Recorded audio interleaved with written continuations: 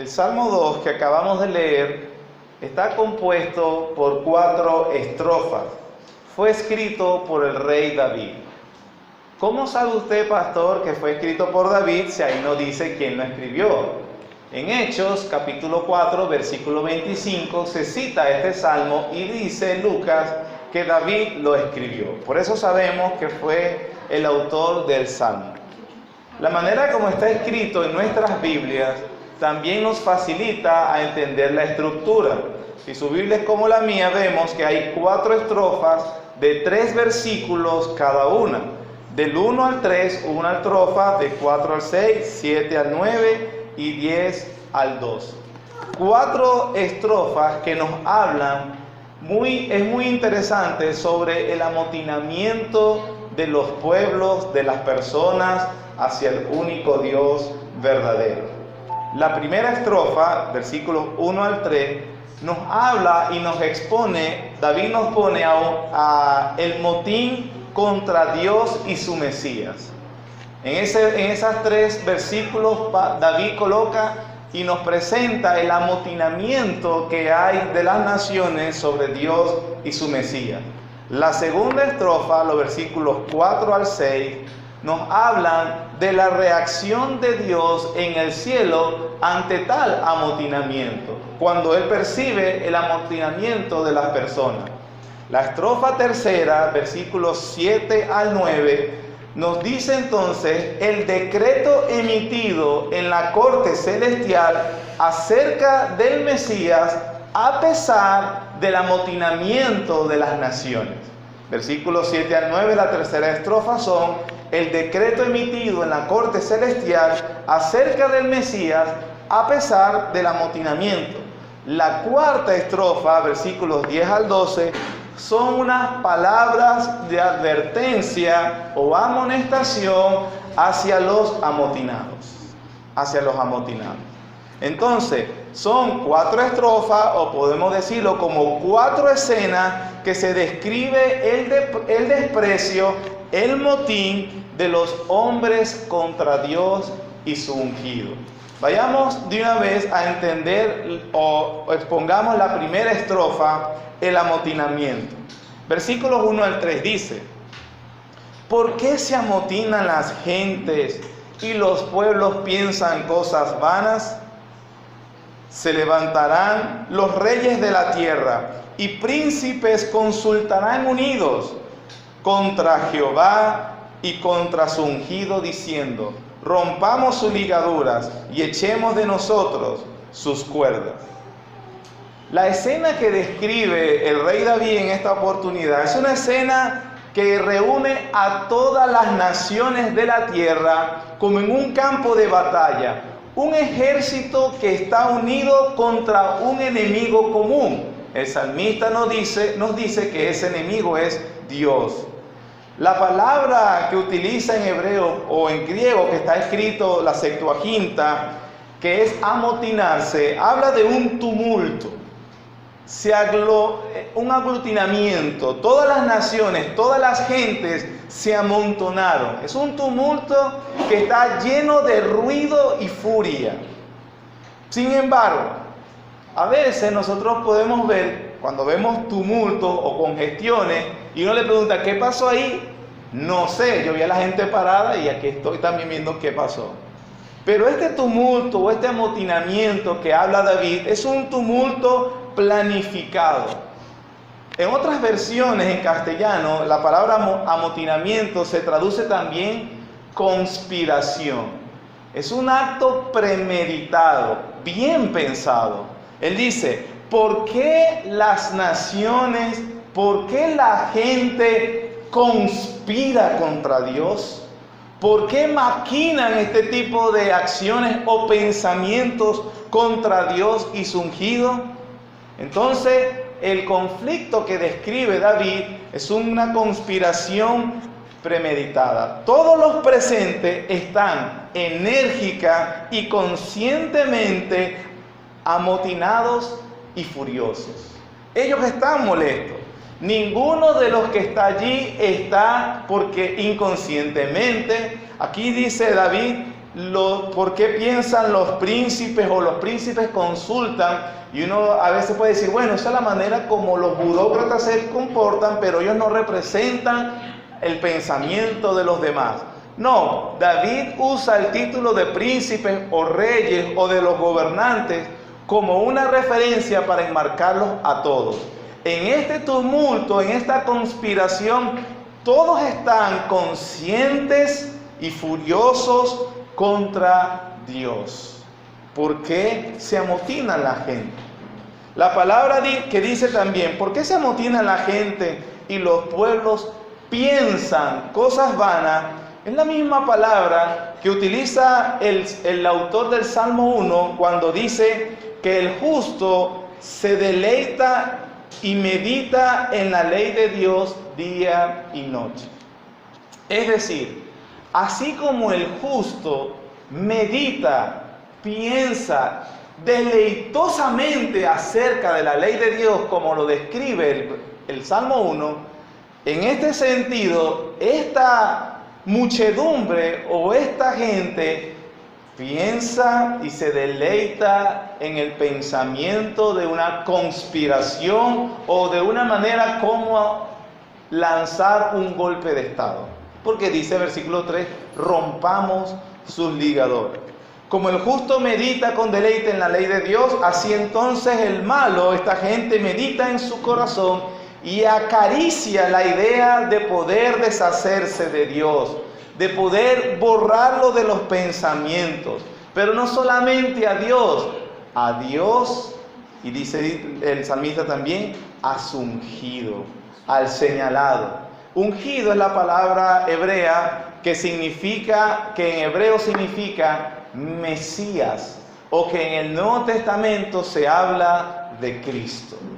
Entonces, los pueblos, las naciones en general, la muchedumbre está conscientemente furiosa, amotinada y conspirando contra Dios y contra el Mesías, su ungido y Cristo. Una de las cosas que hemos explicado antes, que acerca del ungido en el Antiguo Testamento, era un título que se le daba a 3 oficios: los profetas, los sacerdotes y los reyes. Sin embargo, en el Salmo 2, David no se refiere específicamente a uno de estos oficios en particular, o como él como rey particular, sino que es un ungido especial. ¿Por qué le decimos especial? Porque de alguna manera estos 3 oficios que representaban la voluntad de Dios en el antiguo pacto, a la final eran sombras y prefiguraban al oficio por excelencia que solamente ostentó Jesús de Nazaret, los 3 al mismo tiempo. Él es el profeta de Dios, Él es el rey y Él es el sacerdote que intercede por nosotros. Entonces, en ese sentido, la muchedumbre, la gente, la sociedad en general está amotinada y aglutinada contra Dios. El objeto entonces de ese desprecio generalizado es el Hijo de Dios. Y aquí hay algo interesante, porque no hay que ser muy astuto ni muy inteligente para percatarse de que el mundo en general, la sociedad en general, sea la venezolana, el resto de Latinoamérica y el mundo, si algo tiene todo el mundo que los caracteriza es que el mundo en general está fragmentado. Existen ideologías y existen corrientes, maneras de pensar que realmente nos dejan saber que el mundo no está unido. Tanto facciones y inclinaciones, por ejemplo, podemos hablar de política de derecha como de izquierda. Hay intereses económicos, hay separaciones, barreras sociales económicas, hay barreras políticas, hay barreras de gusto, hay barreras de raza, hay barreras de gusto hoy en día con la cuestión de la sexualidad, los países que están en boga con la aceptación del aborto generalizado, con la cuestión del género. Pero si hay algo que en la sociedad se caracteriza, hermano, es que está fragmentada y separada. Sin embargo, Y en las religiones no quisiera imaginar cuántas religiones pudiera contar yo, cuántas religiones hay, cuántas dicen que una tiene la razón, cuántas están divididas realmente. Entonces la característica general del mundo es que está fragmentado y separado. Sin embargo, hay una cosa que a ellos, de todas las religiones, de todas las ideologías políticas, económicas, visión de vida, lo que tú quieras, hay algo que a ellos tienen en común: su aborrecimiento al Dios de la Biblia y a Cristo y a todo lo que a Él representa. Eso incluye inclusive su representación en la tierra una vez que Él no está físicamente. ¿Y quién es? La iglesia. La iglesia de Dios. La iglesia de Dios. Todo ese rechazo, desprecio es hacia Dios y hacia su Cristo. Ellos consultan, conspiran. David no usa un nombre general y abstracto como por ejemplo decir Dios. Sabe que el título Dios es Dios, pero a la final es un concepto abstracto. ¿En qué significa eso? Bueno, para nosotros hay un Dios y único y verdadero, pero la gente en general puede decir, bueno, sí, chévere, sigue tú a tu Dios y yo sigo a mi Dios. A la final todos tenemos el mismo Dios, dicen ellos. A la final, sé obediente, piensa en Dios, cualquiera que sea la idea que tú tengas de ese Dios. Pero está bien, sigue adelante. Todos estamos en el mismo camino. No. David le da nombre propio, lo identifica: Jehová, el nombre del Dios del pacto, y su ungido, el Señor Jesucristo. Todo el mundo conspira contra él. Ahora, como les decía, los reyes y príncipes que utiliza David se refiere a aquellos que los representan sus súbditos. Sus súbditos, ellos marcan el camino y estos súbditos felizmente siguen a sus representantes. Inclusive, hermano, esa diversidad que plantea el mundo, pero a la vez con un enemigo común, nos lo muestra el Nuevo Testamento. Cuando el Señor Jesucristo en las páginas del Nuevo Testamento estuvo en la tierra, una de las características de la sociedad donde se desenvolvió era que estaba fragmentada también. Había fariseos, saduceos, los que seguían la corriente de los herodianos, los del tetrarca Herodes. Estaban los romanos, judíos, gentiles. La facción de Poncio Pilato estaba peleada con la facción de Herodes. Es como a veces, entendiendo las diferencias, como cuando tenemos a un gobernador de un partido político y un alcalde del mismo estado de otro partido político, y entonces ellos, en vez de trabajar juntos por la comunidad, no, ellos trabajan en guerra entre ellos, peleando por territorio, espacio. Algo así sucedía con los de Poncio Pilato y con los de Herodes. En Lucas se nos dice que, pero cuando sucedió el juicio con el Señor Jesucristo, dijeron que ese día hicieron las paces. Ellos se unieron, ellos conspiraron. Aquí el punto donde convergen todas las ideologías y corrientes. Podrán estar separados, pero hay algo que los une: su aborrecimiento al único Dios verdadero. Cuando los cristianos en el primer siglo recibieron una de las primeras persecuciones o amenazas, en este caso, citaron este salmo, Hechos capítulo 4.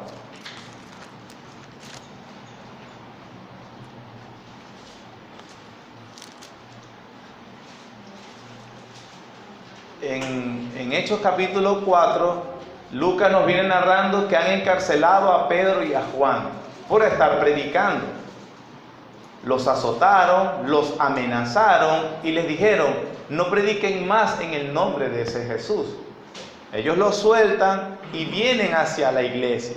Le narran lo que pasó bueno, nos encarcelaron, nos torturaron y nos prohibieron predicar. Bueno, lo que vamos a leer es la respuesta de la iglesia hacia el reporte que le hacen Pedro y Juan. Capítulo 4, versículo 24. Dice: y ellos, la iglesia, habiéndolo oído a Juan y a Pedro, alzaron unánimes la voz a Dios y dijeron: soberano Señor, tú eres el Dios que hiciste el cielo y la tierra, el mar y todo lo que en ellos hay, que por boca de David tu siervo dijiste: ¿por qué se amotinan las gentes y los pueblos piensan cosas vanas? Se reunieron los reyes de la tierra y los príncipes se juntaron en uno contra el Señor y contra su Cristo. Versículo 27. Porque verdaderamente se unieron en esta ciudad contra tu santo Hijo Jesús, a quien ungiste, Herodes y Poncio Pilato, con los gentiles y el pueblo de Israel. 4 facciones uniéndose. Versículo 28. Para hacer cuanto tu mano y tu consejo habían antes determinado que sucediera. Y ahora, Señor, mira sus amenazas y concede a tus siervos que con todo de nuevo hablen tu palabra.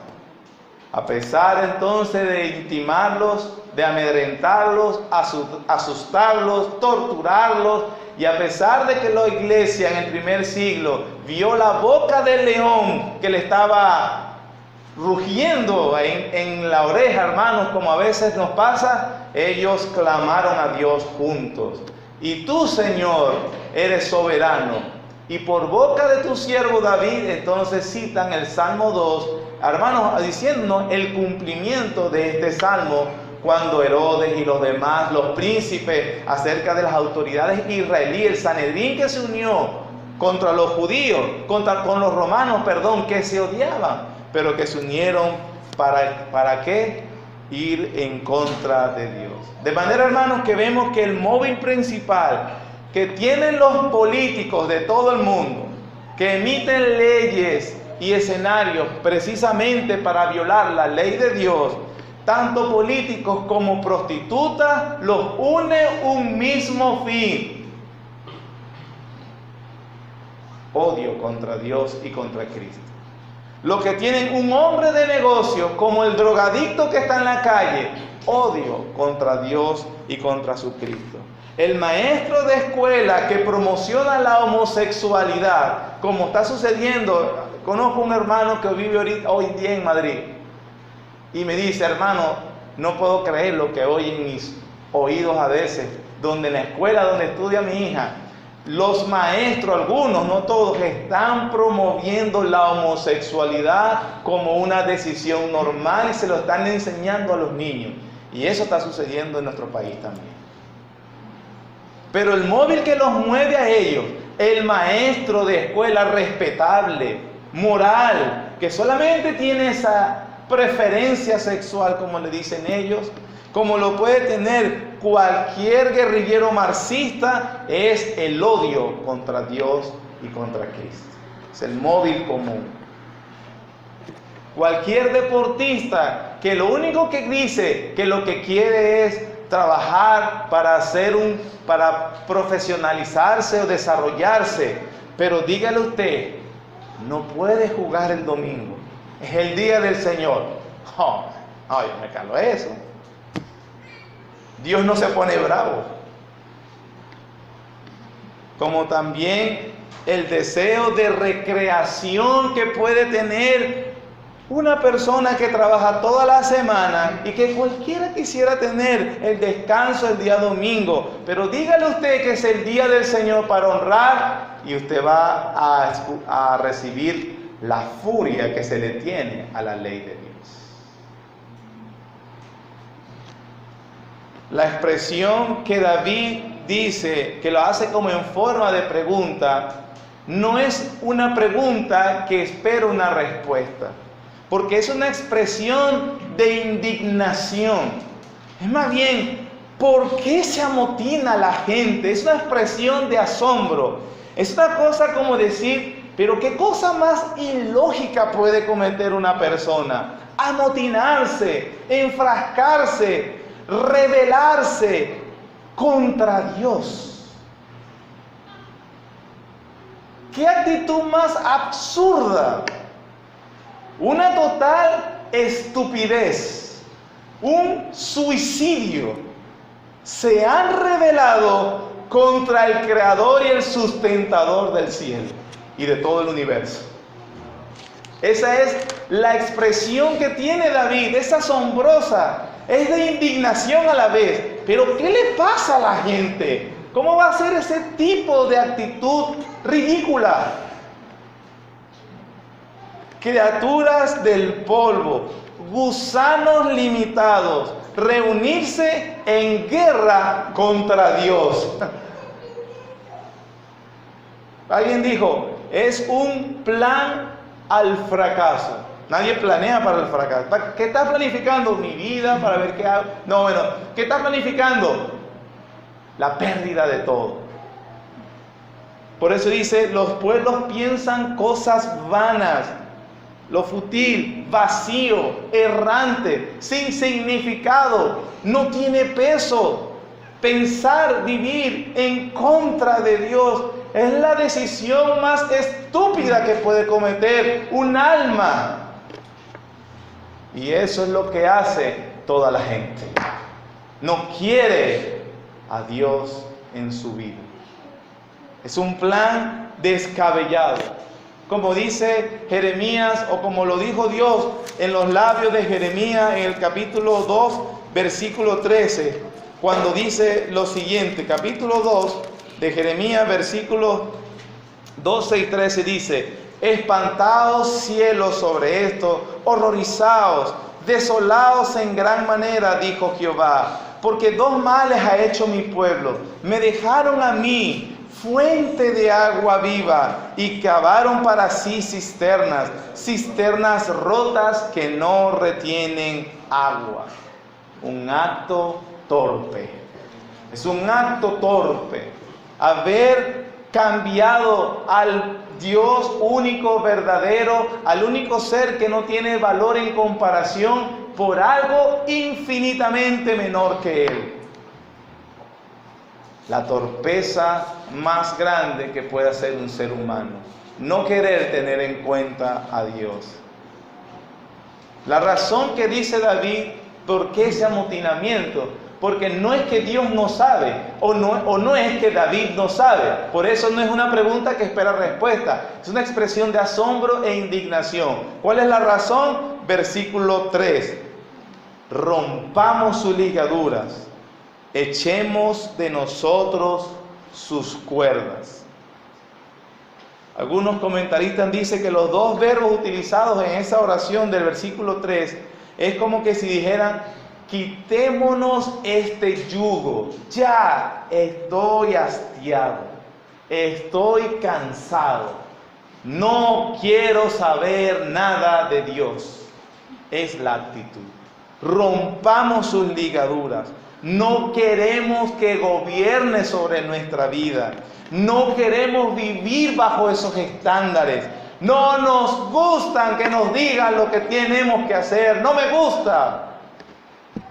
Es la actitud que expone el salmista. Los hombres resienten la autoridad de Dios. A los hombres no soportan la idea de someterse a alguien que es mayor que ellos. La ley es una carga, es una cadena que esclaviza, mientras el cristiano, el justo, se deleita en la ley de Dios. La llama la ley de la libertad. Andaré en libertad cuando ensanchares mis pasos para correr en tus mandamientos. La gente en general ve todo eso como un yugo pesado, molestoso, gravoso. Sal de mi vida. Es la expresión que pone el salmista aquí.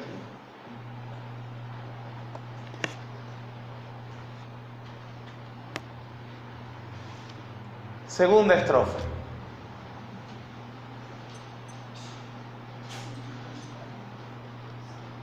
Segunda estrofa. La reacción del cielo. Versículo 4.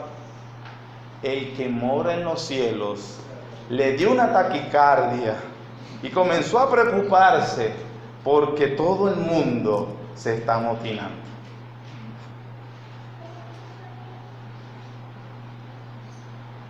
No vemos que dice que se turbó, se preocupó.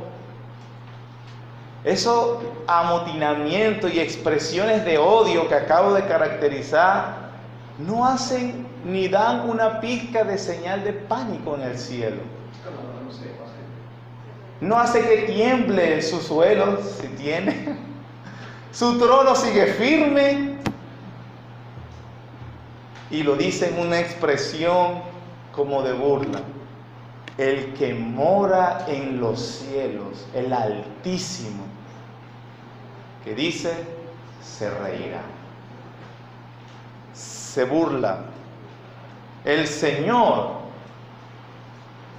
otra traducción diría el soberano, en todas las letras mayúsculas, se burlará de esa actitud. Pero ojo, hermano, no es que le causa gracia. No es como cuando alguien con mayor poder reconoce la insensatez de otro menor débil, como levantándose, como amotinándose, y es como que usted no sabe con quién se está metiendo. Pobre. Como cuando alguien tiene control y el otro no lo conoce, pero otro, ¿cómo te vas a meter ahí? ¿Cómo te vas a meter con él o algo, o ella, o por decirlo de una manera? Pero obviamente, salvando las grandes diferencias, es como que... Pero no solamente le da esa expresión de risa o burla que el Señor se librará, sino que después de la risa, dice versículo 5, les hablará en su furor y los turbará con su ira. El peligro de la torpeza de amotinarse contra Dios es que va a recaer la ira sobre el amotinado, sobre el rebelde, la ira de Dios. Por favor, hábleme del amor, pero no me hable de la ira. Bueno, pero estamos leyendo el Salmo 2 y dice ira, no el amor. Dios derrama su ira, o derramará y derrama su ira sobre todo aquel que no honra al Hijo. El que tiene al Hijo tiene la vida. El que se rehúsa a creer en el Hijo de Dios, ¿qué? La ira de Dios está sobre él. Cuando la Biblia habla de la ira de Dios, por supuesto, no es un estallido caprichoso de emociones. Tampoco es una rabia ciega e incontrolable. Se refiere a la indignación que Dios tiene contra el pecado y el consecuente castigo que ese pecado merece.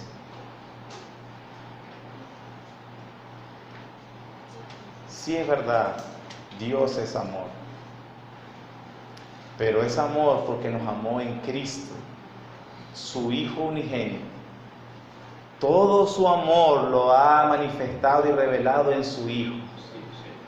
Pero esta gente se ha amotinado contra el Hijo. Rompamos sus ligaduras contra Dios y contra su ungido. Entonces, han despreciado el mayor acto de amor de Dios, lo que corresponde, su ira. Ese es en el Antiguo Testamento, pero en el Nuevo Testamento no es así. En Romanos capítulo 1 y capítulo 2 no nos dice eso. En la carta de Pablo a los Romanos, capítulo 1, versículo 18 dice: porque la ira de Dios se revela desde el cielo contra toda impiedad e injusticia de los hombres que detienen con injusticia la verdad. Ahora, hermanos, dice en el versículo 4 del Salmo 2, el Señor se reirá. No ha actuado todavía en su ira, pero el Romanos 1:18 dice que actuará. Algunas personas creen que porque no se derrama inmediatamente la ira de Dios cuando ellos se amotinan contra Dios o viven obstinados en contra de Dios, pareciera que es que, bueno, a Dios se le olvidó. No se le olvidó. El capítulo 2 de Romanos, versículo 4 dice: ¿o menosprecias las riquezas de su benignidad, paciencia y longanimidad, ignorando que su benignidad te guía al arrepentimiento? Pero por tu dureza y por tu corazón no arrepentido, atesoras para ti mismo ira para el día de la ira y de la revelación del justo juicio de Dios, el cual pagará a cada uno conforme a sus obras.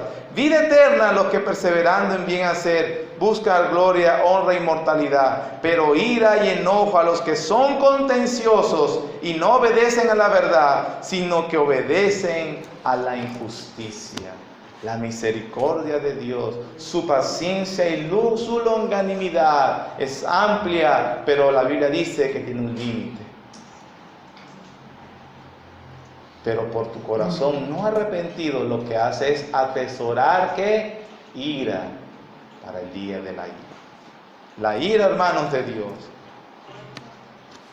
Es como que si el salmista entonces en la reacción del cielo al exponer la primera escena, es como que si dijeran, versículo 6, luego, versículo 5, luego lo hará de ellos en su furor, los turbará con su ira, pero yo he puesto mi rey sobre Sión, mi santo monte. Es como si dijera, a pesar del amotinamiento, a pesar de la gritería, a pesar de la planificación que tenga, yo voy a hacer lo que yo quiera. Hagan lo que quieran, amotínense, rebélense. Yo he puesto mi rey sobre Sión, mi santo monte. Yo he indicado dónde está mi voluntad.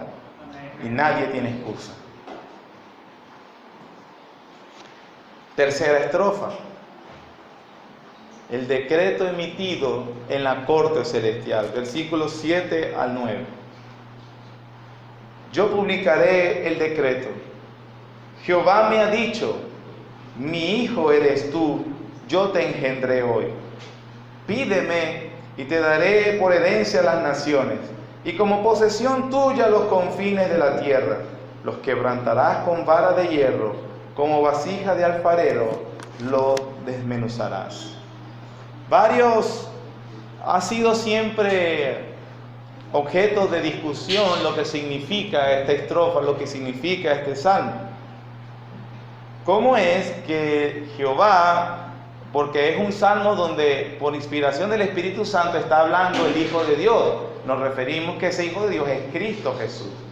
Pero en un estado antes de la encarnación, el Hijo habla y dice: yo voy a publicar lo que Dios ha decretado, que es el decreto. Mi hijo eres tú, yo te engendré hoy. Entonces comienza el rompecabezas, pero no es el Hijo preexistente, siempre con el Padre. ¿Cómo es que lo engendró en un momento? ¿Cómo es que ahora podemos decir de que el Hijo y el Padre son coeternos, pero aquí dice o reconoce que fue engendrado? Quisiera decirles lo que significa y luego voy a justificar por qué digo lo que significa. Dice, lo que tenemos que ver es que con este versículo, con este decreto, el Señor está diciendo que con la resurrección de Jesucristo, Dios demostró, reveló, manifestó al mundo que Jesús es el Hijo de Dios y todo el mundo le debe obediencia a Jesús. ¿Cómo usted llegó a esa conclusión? Eso es lo que nos explica el Nuevo Testamento referente a este salmo. Hechos capítulo 13, por favor.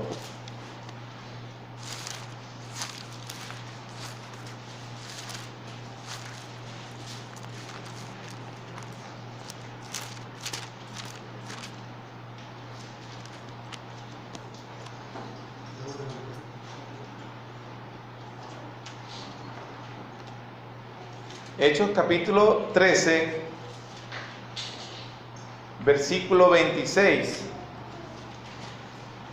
Está predicando San Pablo y Bernabé en Antioquía de Pisidia. Y esto es lo que empiezan a predicarle a la gente. Por favor, sígame en la lectura y en el orden del pensamiento. Dice versículo 26. Versículo 26. Varones hermanos, hijos del linaje de Abraham, y los que entre vosotros teméis a Dios, a vosotros es enviada la palabra de esta salvación. Está hablando de una audiencia judía. Versículo 27. Porque los habitantes de Jerusalén y sus gobernantes, no conociendo a Jesús, ¿a cuál Jesús? Al Jesús que conocemos en el Evangelio, ha pasado apenas muy poco tiempo de su muerte y resurrección. Entonces, porque los habitantes de Jerusalén y sus gobernantes, no conociendo a Jesús, ni las palabras de los profetas que se leen todos los días de reposo, las cumplieron al condenarle. Hermanos, perdón, una nota aquí que no se puede dejar pasar. Pablo testifica delante de ellos que ellos leían las Escrituras todos los días de reposo y no las comprendían. Ellos dicen, ustedes no las conocen. No, sí las conocen, o sabían de qué estaba hablando, las leían constantemente, pero no sabían cuál era su mensaje. Pero lo más impresionante, ustedes no sabían, ustedes no comprendían, pero las hicieron cumplir. Es lo que dice Pablo en el versículo 27, el final. Las cumplieron al condenarle. Versículo 28.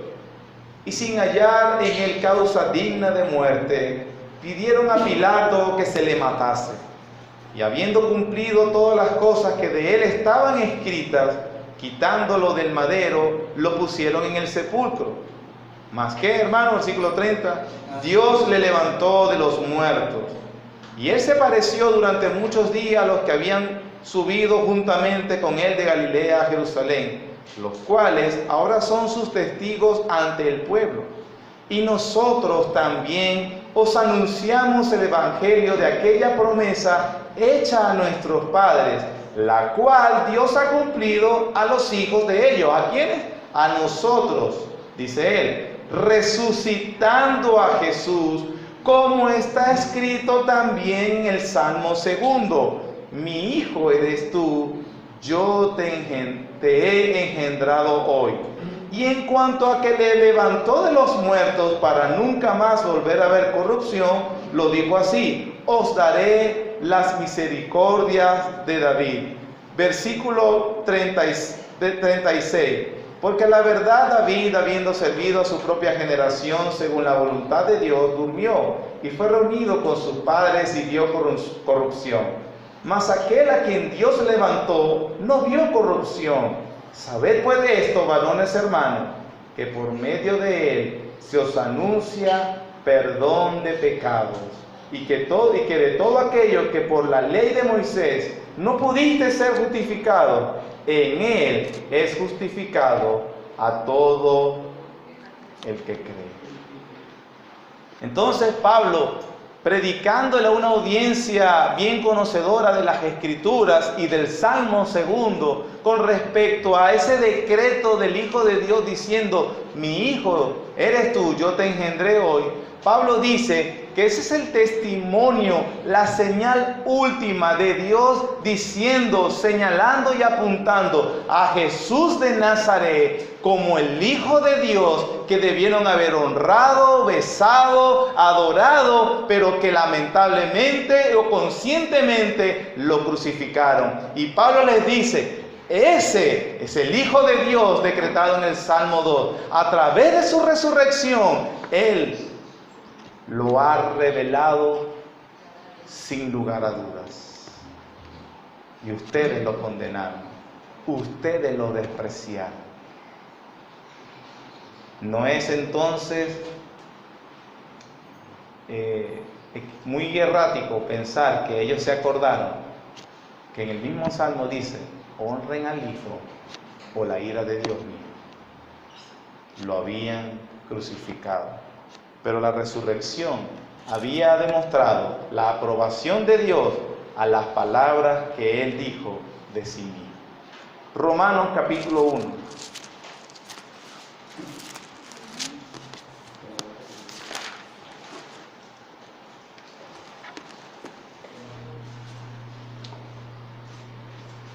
Dice el versículo 1 de Romanos 1, Pablo, siervo de Jesucristo, llamado a ser apóstol, apartado para el evangelio de Dios. ¿Cuál evangelio? Que Él había prometido antes por sus profetas en las Santas Escrituras. ¿Acerca de quién? De su Hijo. ¿Quién? Nuestro Señor Jesucristo, que era del linaje de David según la carne. Sí, versículo 4, que fue que declarado Hijo de Dios con poder según el Espíritu de santidad. ¿Por qué? Por la resurrección de entre los muertos. Es decir, con el testimonio de la resurrección, Dios dio definitivamente la evidencia de que Él es el Hijo de Dios señalado, el Mesías, el ungido prometido. Dios cumplió su palabra, ahora manda a todos que se arrepientan, recibirán su Hijo. Por eso entonces significa, mi hijo eres tú, yo te engendré hoy. Ahora, hermanos, ¿cuál debe ser la respuesta a semejante decreto ya cumplido? La estrofa 4 nos lo dice.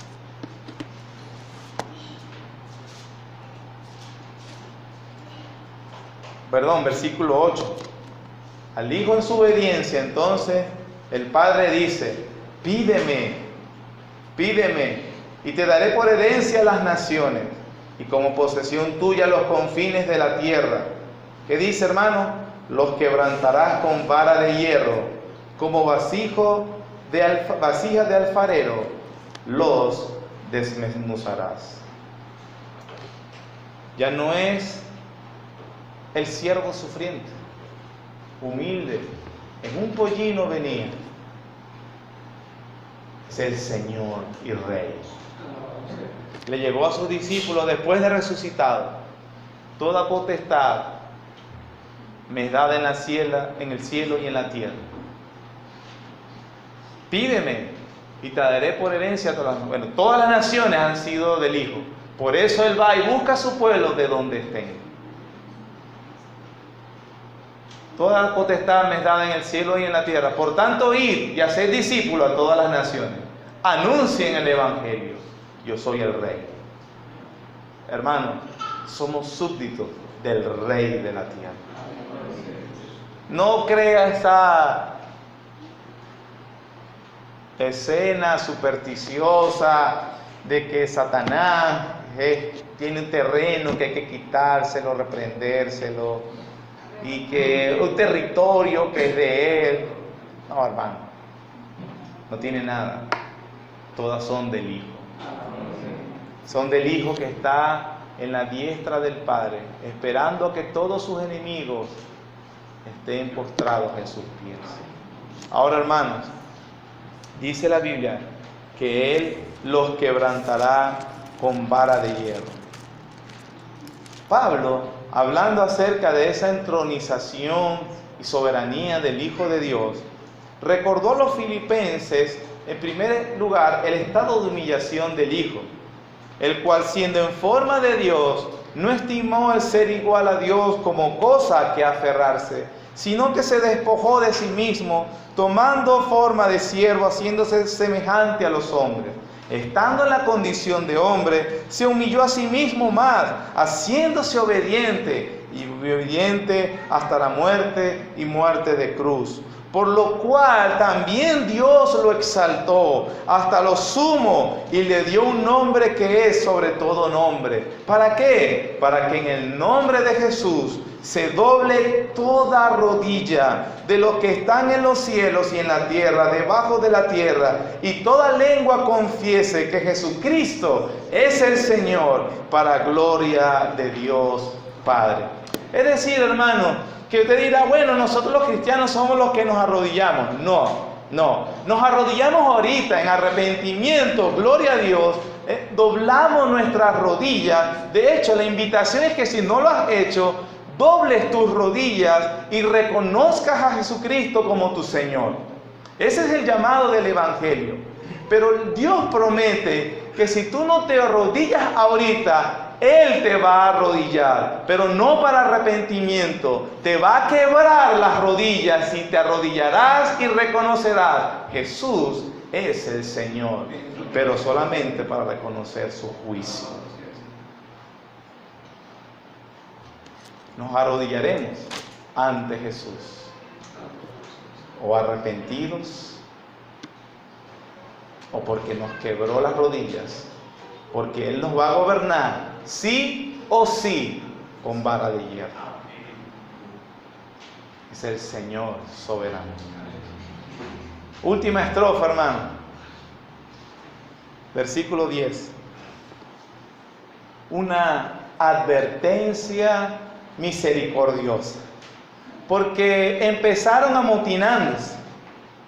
Pero en el versículo 10, después de explicarles la torpeza que están haciendo, entonces les da una amonestación para nosotros también, una amonestación que haríamos bien escuchar. Dice el versículo 10: ahora pues, oh reyes, sed prudentes, admitid amonestación, jueces de la tierra, servid a Jehová con temor y alegraos con temblor.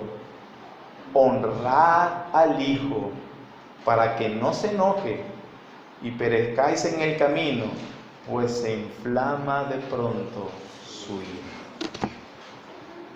¿Por qué es una amonestación clemente y misericordiosa, hermanos? Porque la insensatez de haberse rebelado requeriría un juicio inmediato. Y el Señor soberano, luego de una advertencia, dice: honralo. Otras traducciones en esa palabra honrar dicen: besad al Hijo. Es la actitud que tenía aquella mujer de pasado cuestionable, como dijo Simón el fariseo, cuando vio y sabía quién era Jesús. Era el unigénito, el ungido de Dios. ¿Y qué hizo ella? Se postró a besarle los pies. Simón el fariseo, que no sabía quién era Jesús, dijo entre sí: despreciando a Jesús, si supiera la clase de mujer que lo toca, no le hubiese dejado ni estar ahí. Jesús lo vio. La Biblia dice que respondió con otras palabras: yo lo entiendo así. Y si tú supieras quién soy yo, tú estarías peleándote con ella. ¿Quién debería besar los pies? Porque él debía estar ahí, besándole los pies a Jesús también. Honrad al Hijo. Hermanos, este es el Salmo 2, un salmo real. Nos mira, nos llama a ver verdaderamente a Jesús, el Señor, como Él es. Y que reconozcamos su reinado en nuestra vida. El juicio sobre las personas está con aquellos que, oyendo el mensaje del Evangelio, rechazan honrar a Él. Pero aquellos al que Dios le ha dado la bendición de escuchar, honra al Hijo. Significa, hermanos, que toda tu vida, toda, desde cómo uso el dinero hasta cómo uso los genitales, todo debe reflejar que Él es el Rey de mi vida.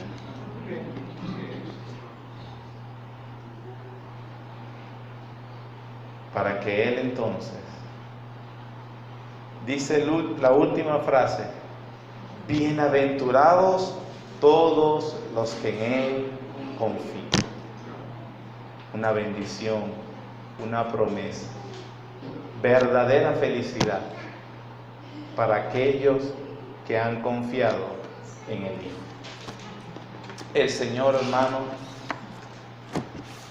nos hable y nos mueva a honrar verdaderamente al Rey de nuestras vidas. Amén. Soberano Señor, Creador, que has enviado a tu Hijo unigénito en propiciación por nuestros pecados,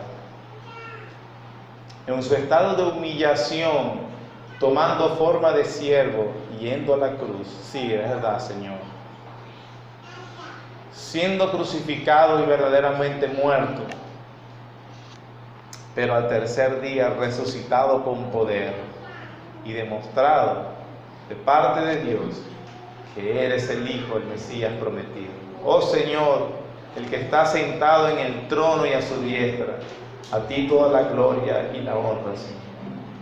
Que nuestras vidas reflejen el reinado, tu señorío, y nosotros vivamos para ti, Padre. Ayúdanos, Señor, en nuestra debilidad.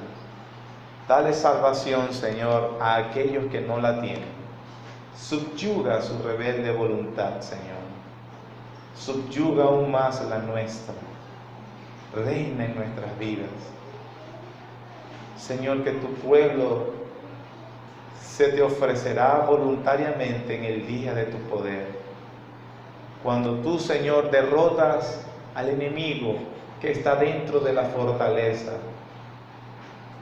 nos traes la libertad del señorío de Cristo, tu ley, a nuestra vida. Gracias, Señor. Por favor, guíanos y ayúdanos. En el nombre de tu amado, nuestro Señor Jesucristo. Amén.